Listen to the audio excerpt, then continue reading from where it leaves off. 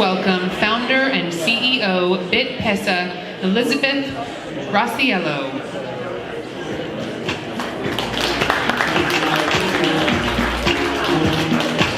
Hi, everybody. All right. Well, thank you so much for having me here. Thanks to Consensus for bringing me out. I flew in from Senegal yesterday, so a little groggy. But as I was saying to some people here, it's just been amazing to have this community embrace us from day one. We founded BitPesa in October 2013. We were one of the very first companies in a lot of the blockchain portfolios. We were certainly one of the very first ones on the continent. And from literally the first minute I started this, I had Skypes, I had WhatsApps, I had calls from all around the world, people like you coming from the community to help us out. And I don't know if that would have happened in any other technology, so thank you. And I'm really glad to be here 4 years later. So what is BitPesa? We are an African company. Now you can hear from my voice, I'm from Queens. And my parents are born in Brooklyn, went to school in Manhattan. But I've lived abroad for 15 years, and you could say I don't exactly have a typical path to my life. But something that I've been really passionate about for the last decade is to build an African company for African consumers and businesses and really move at the pace of Africa. And let's talk a little bit about what I mean when I say move with Africa. So TIA, you'll see this on Twitter, this is Africa. This is what we say when we're upset and when we're quite excited about what's going on. These are some of the favorite places I know across the continent: Joburg, Lagos, Abidjan, Nairobi, Dar es Salaam. I've lived in 4 of these places, and I've seen the growth over the last decade. And when I speak to other African entrepreneurs and businesses and investors in the space, we're all on the same page. This is what we see. This is what we're building for. Yet, I think you know what I mean when this is sometimes what I come back with. And granted, as I said before, I'm from Queens. I'm used to rolling my eyes. But it's not just Americans that think this. I'd say that I have people from all over the world. They ask me questions like, do you have shampoo over there? What do you eat? And they're aghast that I have my children in school, and they go to kindergarten. They act like normal kids anywhere else. So what does this mean when we have this one image of TIA, the growth story of Africa, the beautiful boom of an incredibly diverse and exciting continent, and this is still the image that we have so much later? So how did this whole start? How did I get into this? Well, like any third-generation immigrant, my parents pushed me to make as much money as possible. So I went into investment banking, and I speak a bunch of languages, so I ended up in Zurich, which at the time for Credit Suisse was the central hub for global FX. So the centralizing all the operations and bringing it down there. And this little cute, quaint town has this kind of level of complexity, and it was at the edge of the financial crisis, so I guess some of you might think that there was too much complexity or over-complexity, unneeded complexity in the financial system. But how does a small, arguably perfectly run little government attract such diversification of financial products? And how come an amazing, booming, exciting, fantastic place like Lagos attract something like this for their financial services? And I'm not overdoing it. Many of the banks that we work with, and I'm actually a Nigerian resident, still cash-based. And when I came to Sub-Saharan Africa in 2009, I worked in microfinance. And a lot of what I worked with these banks across the region was, how do we increase operational efficiency when you're still cash-based? 10 years later, there's a 12-lane highway running through my old apartment in Nairobi, and I'm the poorest person in every neighborhood I live in, yet we're still seeing this cash. Well, why aren't we seeing this diversification come down here? And maybe some of you have done your reading and are a little bit more open-minded, and you say, but Elizabeth, what is this thing called mobile money? M-Pesa, duh, that clearly solved all the problems on the continent. We had one innovation 10 years ago, and it was exciting, but let's talk a little bit about what that is. Mobile money is basically the ATM card for a lot of economies in Sub-Saharan Africa. It's a last mile, it's a domestic solution, but it's an analog solution. It was great for 2005. It's clearly a tool that a lot of big brands use, but even when you have the system in Kenya, it doesn't have any interoperability with the system in Tanzania. So you have the same company, same product, you can't send money between Kenya and Tanzania, which are basically like New York and New Jersey. Now, how come 10 years later, nobody's taken this idea and innovated it further? And nobody's realized that these booming economies need FX products. How can we have 50 plus currencies and we still only trade spot at most Nigerian banks? And that's where we come in. we saw the need to solve the fundamental mismatch with the FX markets in Africa, which, as I've seen before, are the engine of growth for a lot of the businesses across the region. So you've seen maybe at some other conferences a lot about remittances and the cost of remittances, but remittances are really just one aspect of the billions of dollars of inflows that go into the continent. So we know hard currencies flow into the continent from foreign direct investment. Of course, there's the remittance and all the donors from UNICEF, all of the oil-based economies. There's a lot of hard currencies flowing into the region. But there's a ton of local currencies circulating. And honestly, this image could be reduced to just Somalia, where you have 10 currencies alone, just in one currency.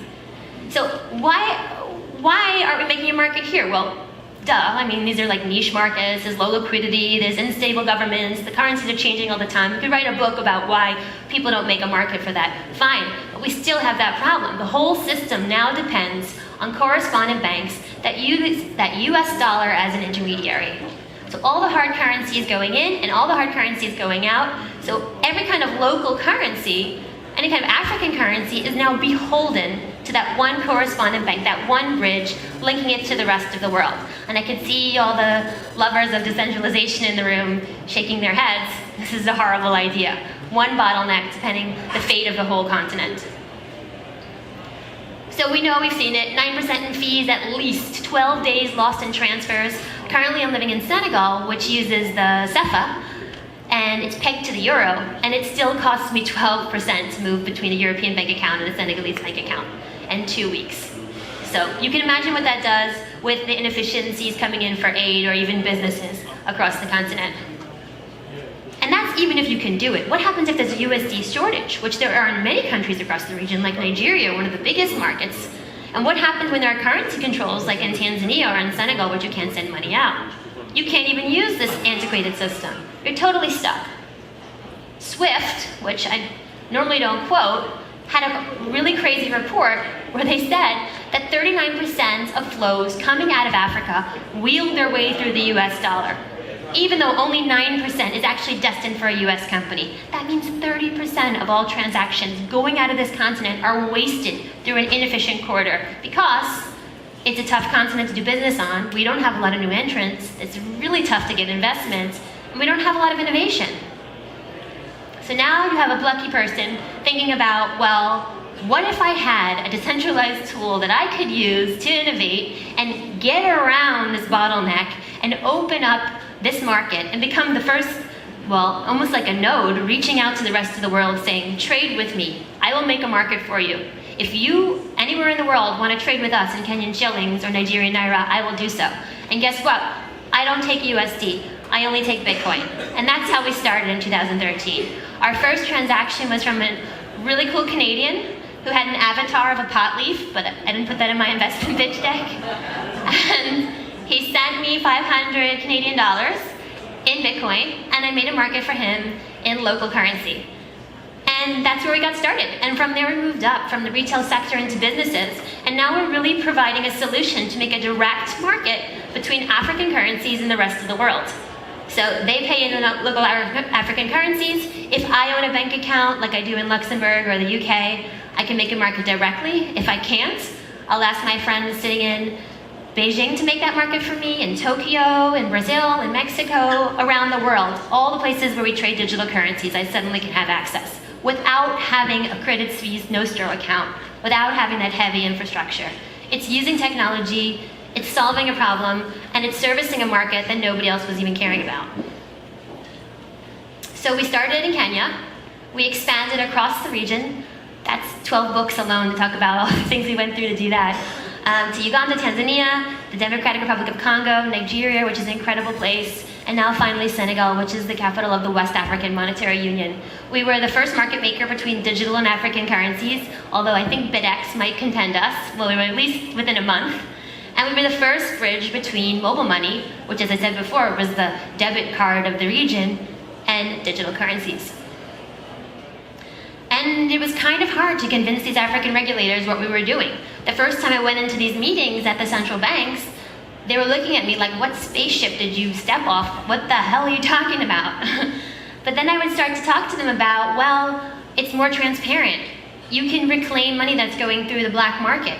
You can connect this to other systems around the world. It gives you freedom from these monopolies that are controlling what's happening in your market.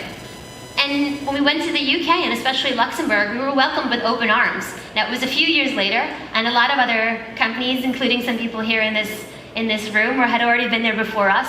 But it was great. We were the first company of our kind to get an authorized payment institution license from the UK. We hold that today. We work really closely with the Financial Conduct Authority, which has been awesome.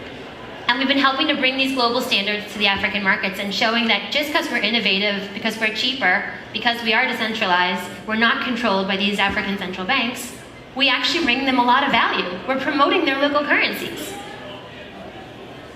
And now, even though we only make a market directly in those little green countries, we can trade with partners all around the world. And the beauty is, the map keeps getting bigger. And as everybody here starts building more and creating more, the map continues to grow. And it's been really exciting for us. And for anybody in the room who still wants to talk about compliance, it's the first question and it's the last question, and then it's the next question the morning after. But we always have the same answer. We're not reinventing the wheel. It's really easy to do compliance. It's a problem you put money at and it's solved. And I don't know why this question just people can't get their heads around it. And they just, well, what about the compliance? It's not that hard. Everybody takes the same compliance data and passes it along. In fact, it's passed more efficiently. And as I was talking to Laurent and some of the people working on the AML KYC issues in the world, we actually have more compliance data than a lot of the other payments, banking, and mobile money providers in our region. And we're willing to share that, and we have it in a shareable form. And that's also exciting. That's also bringing something to the table. And again, as we said before, we're making it easy to do business in Africa. We make it really easy to kind of go in through digital currencies and then out through multiple currencies. And this is our team. We are now based in every major time zone in sub-Saharan Africa. We have offices in Nairobi, in Lagos, in Dakar, in London, and Luxembourg. Nobody likes to go to Luxembourg office. It's way less fun. But we've been building this since 2013. We'd love to work with you guys if you're interested in seeing what we've done with our customers, with our products, and expanding across the region. And we're excited to be the first. It's been a lot of hard work, but we couldn't have done it with a lot of the help from the community, so thank you.